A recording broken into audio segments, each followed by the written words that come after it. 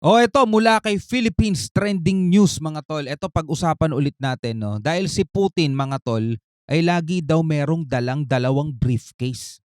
At yung briefcase na yon mga tol ay napaka-importante dahil doon nakasalalay mga tol ang magiging kalagayan ng ating daigdig.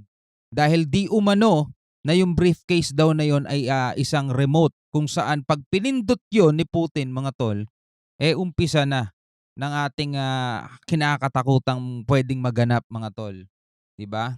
Dahil talagang pwedeng itong magpakawala ng tinatawag ng nuclear.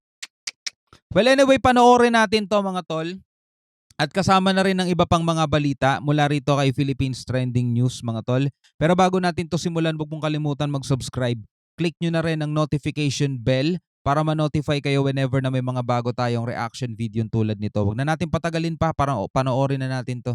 Nagbabala ang Philippine Navy ukol sa posibleng pagtaas ng tensyon dyan sa may West Philippine Sea kung pilitin ho ng China na magdetene o hulihin sa umano'y mga manghihimasok sa naturang karagatan. Simula ho yan sa Sabado, Hunyo 15 ng kasalukuyang taon. Yun na nga, talagang posible talaga magkagulo kasi hatakan yan.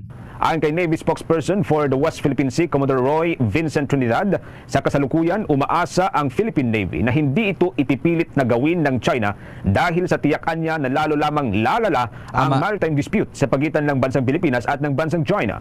Maliban sa Pilipinas, nauna na rin anyang nagpahayag ng pagkabahala ang iba pang mga maritime countries ukol sa bagong pulisiya ng China. Tandaan nyo, sinabi ng AFP na poproteksyonan daw nila ang mga mangingisdang Pilipino. So kapag ipipilit ng China na talagang manghablot at mang-aresto rito, talagang lalaban ng Pilipinas dyan. Ayon kay Commodore Trinidad, sinimulan na rin nilang mag-deploy ng mas marami pang mga puwersa sa naturang karagatan.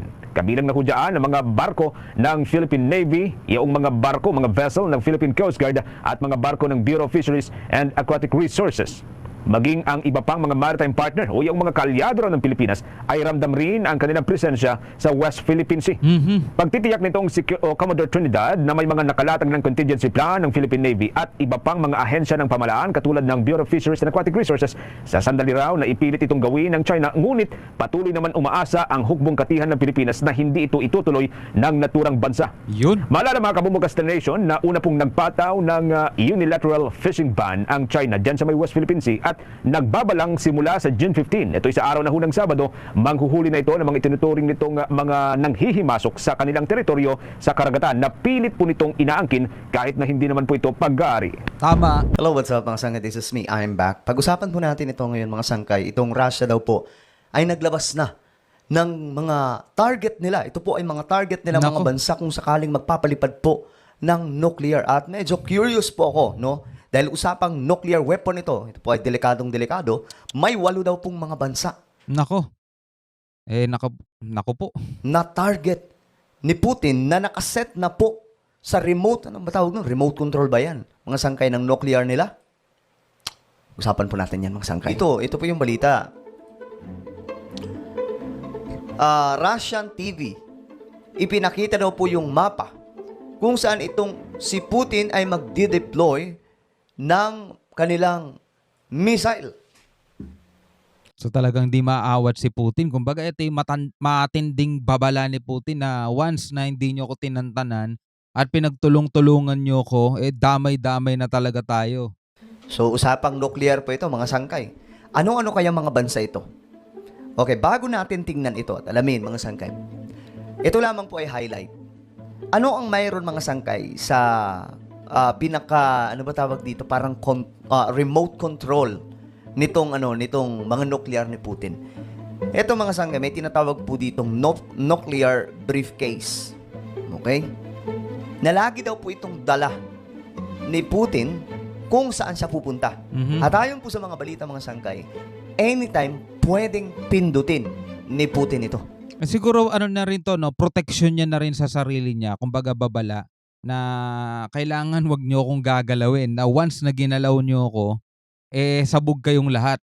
Parang ganon. Kasi syempre bilang isang presidente at bilang isang, alam nyo na, maraming threat din sa buhay niyan mga tol, na pwedeng, alam ba, pwedeng mag-assassinate sa kanya, di ba? Pero kapag dala-dala niya, protection sa kanya yan mga tol, na once na ginalaw nyo ako, itong mga kasama ko, alam nila kung anong gagawin nila. yari kayo. Parang gano'n mga tol. Pero alam nyo na, mahirap talaga ang takbo ng ano ngayon. O, alamin po natin. Pakita ko lang sa inyo saglit mga sangkay para mas maintindihan na po natin. Ayan po yung briefcase. Ayan, nakikita nyo, dalawa po yan. Lagi daw po itong dala.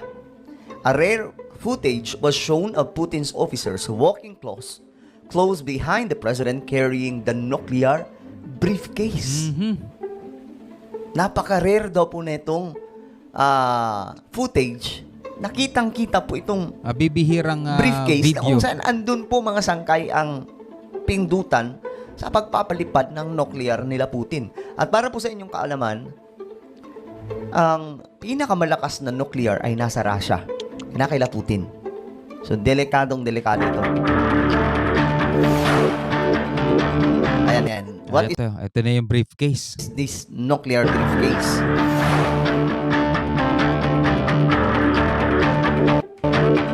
Yan po. Yan na. Ayon daw po sa report, ang nuclear briefcase ay dinadala just in case daw po may potential na strike order. Kung sakaling may potential daw po na, kumbaga, emergency na kailangan nilang gawin ito. So halimbawa, nasan man si Putin, no? Bilang may tumama sa bansa niya, hindi niya na kailangan pang bumalik para isagawa kung ano man yung isasagawa niya, di ba? Dala-dala niya na 'di ba? Halimbawa, mga tol, tirahin kung ano man yung base niya o kaya kung saan man siya namamalagi. Wala siya doon, nasa kanya naman yung remote, di ba? Na pagkakamali niya, pag ginawa niya yan, yari kayo sa akin, parang ganun. So, anytime, pwede nilang pindutin kahit saan po silang bansa. Parang sa movie lang, di ba? Ganyan sa movie eh. Di ba? May mga ganong klaseng movie na pinag-aagawan po nila yung briefcase or anything na pwedeng Parang makapagpa detonator, no? Ganun lang. Oh. boom sa isang bansa o isang syudad. The briefcase, sabi po dito, ang briefcase na ito ay lagi daw pong dala ng presidente. Is with the president Kahit at all saan. times. Pero minsanan But is lang daw rarely po ito filmed. makuna ng video.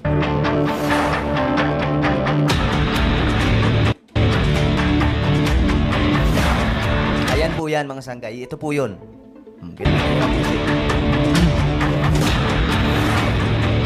Ayan. In the command section, there are two buttons, white for launch and red for cancel. So in the command section, there are two buttons. White for launch and red for cancel. Ito yun, no? White. Asan yung white? White. Ito siguro. Yung white. White to Ito eh. ata. Para daw May po ito sa sticker lang command. yun. Tama ba? Tapos ito daw yung red. Ito daw po yung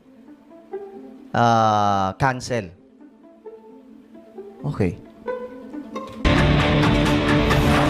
Okay, para sa inyong kaalaman, ang nuclear kaya pong, isang nuclear lang, kaya pong burahin ang isang malaking syudad.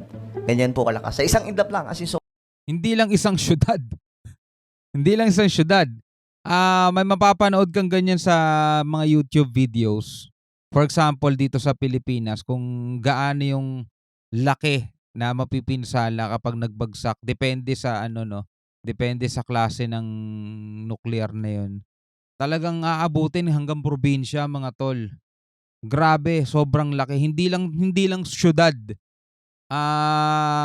Malaking bahagi ng talaga. Isang maliit na bansa, siguro yung Taiwan, ganun. Tindi. super dali lamang po mga sangkay. Kaya mas nakakatakot po ngayon yung digmaan just in case na mangyayari, no? Huwag naman po sana.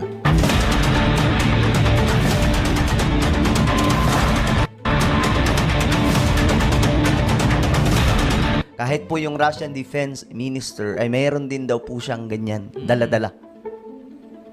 So talagang iisa sila ng kaisipan, iisa sila ng layunin, no? Kung may masama mang mangyari kay Putin, mga tol, yung mga etong tinatawag ng defense minister ay kaisa niya. At hindi sila papayag na inano niyo yung presidente namin, damay-damay na tayo lahat. Pati sila, no? Ganun na rin. So anything or anytime na pwede nilang pagdesisyonan na gawin ng pagpapalipad, pwede mangyari. So balikan na po natin. Anong mga bansa kaya itong sinasabing nandun na po. Nakaset na doon sa remote nila. After US and NATO allies sent long-range missiles to Ukraine, authorizing to use it to conduct strikes against Russia, Moscow's state media has shared a new map where Russia could deploy its missiles to target enemies amid fears of a third world war. Now, according to the state TV, Kasi ngayon mga sangkay, umiinit eh. Umiinit po ang NATO against Russia. Talagang may salpukang nagaganap ngayon. Kaya naman, mukhang nagpaparamdam po ang Russia na, kumbaga, don't try me. Parang ganun po ang sinasabi ni Putin. Huwag nyo kaming susubukan. Or else, ito ang mangyayari. Or Mainit else, po kasi alam nyo talaga na. itong NATO against Russia. Moscow could start supplying high precision, better quality Okay. So, ito po yung mga... okay. long-range missiles to those nations that are ready to strike its enemies. Okay. Gets po natin. Okay. Ito mga missile, pwedeng i-deploy. North Korea, Mexico. Yemen, Ito po yung sinasabi po nila mga sangkay. Venezuela, Na Cuba. sabi ni Putin, huwag nyo kaming susubukan dahil pwede naming i-deploy ito mga missile sa mga bansa na kung saan parang kalaban po ata ito ng NATO. ito, Mexico, Nicaragua, Cuba, Venezuela, Serbia, Iran, Yemen, North Korea. So yan yung mga kaalyado niyang bansa na pwedeng pag-deployan ng mga yon. It has released a map showing countries like Mexico, Cuba, Venezuela, Nicaragua, Serbia, Iran, Yemen, and North Korea, all of who are willing to help Russia. Okay, gets na po natin.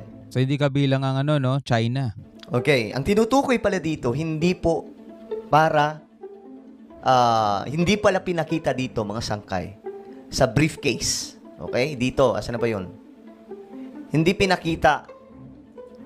Teka lang. Ayan, hindi pinakita kung ano ang mga target nitong nuclear nila. Kasi napaisip nga rin ako, bakit mapakita nila Putin yung nuclear nila kung saan yung nakatarget, hindi makakapaganda itong mga bansa. So, hindi pala.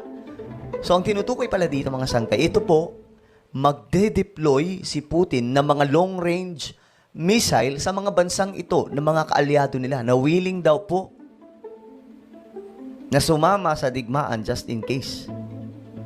Sa panig po nila Putin.